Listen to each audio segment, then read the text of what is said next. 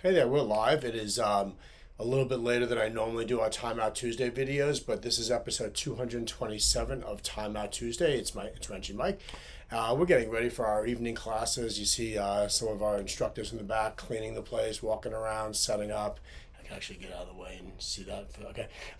Anyway, I'm blocking them, but in any case, one of the reasons why people bring kids to karate very often is that they're struggling with some behavior issues, and they've heard from whether it be school psychologists, therapists, teachers, friends, or maybe personal experience that you're able to I guess, modify certain behaviors or cultivate better behaviors through martial arts training, provided that the school is good at that kind of thing. Not every school really concentrates on that sort of thing, or is actually particularly good with kids. We happen to focus our attention on kids, and we have had tremendous successes with all kinds of behavior modification, ranging from things like not following instructions, impulsiveness, um, uh, just saying no to everything, being a little bit disrespectful, lack of courtesy, personal space problems, all sorts of behavioral issues.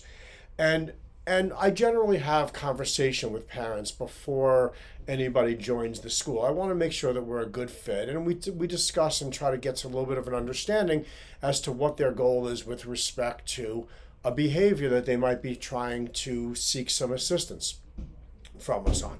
And we'll accept almost any challenge in that regard. We believe that we're good at this stuff and we have a high success rate. So it's very rare that a parent can scare us away. However, one of the things that happens from time to time is that a parent will bring their child in. We will begin working with them. We'll begin to get to know some of the behavioral issues, and we'll kind of start going down our path of what we address when we address it. We don't clobber a kid on day one and try to turn this thing around, instantaneously. This is not a just add water solution. Karate takes years to master, and everything related to it is about attendance and repetitiveness, getting used to a new environment and knowing how to behave in that environment. And it's through that method of teaching that we're able to cultivate positive behaviors and start marginalizing more negative ones. But from time to time, we'll have a student that'll come to class, and after a certain period of time of getting to know them and beginning to like figure out how their maybe some of their negative behaviors manifest themselves, we begin to target those a little bit more directly. And that means sometimes, kind of calling the child out a little bit, pulling them aside, explaining to them what they didn't do correctly, or why what they're doing is not appropriate. Obviously, we do all this stuff at an age appropriate level.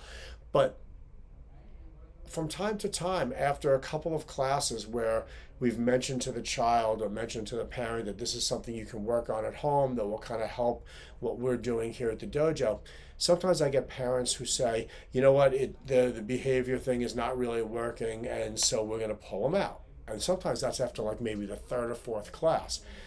And, I try to explain to the parents that this is not going to just happen overnight. I mean, 3 or 4 classes, the chances of us really modifying behavior in 3 or 4 classes, if that was the case, I would change the name of our school to we do magic karate.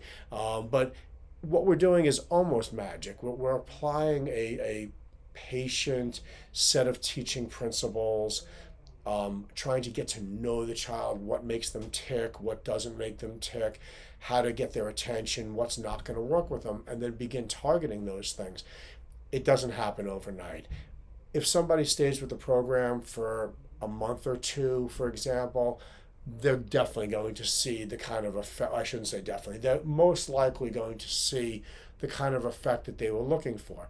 But it requires patience from the parents, not just our patience with their child. It really requires a reasonable expectation. So if you're thinking about bringing your child to martial arts and you think that there's a behavior issue, I'd be happy to discuss it with you. We have a ton of experience with dozens and dozens and dozens or hundreds of kids over the years, actually thousands at this point.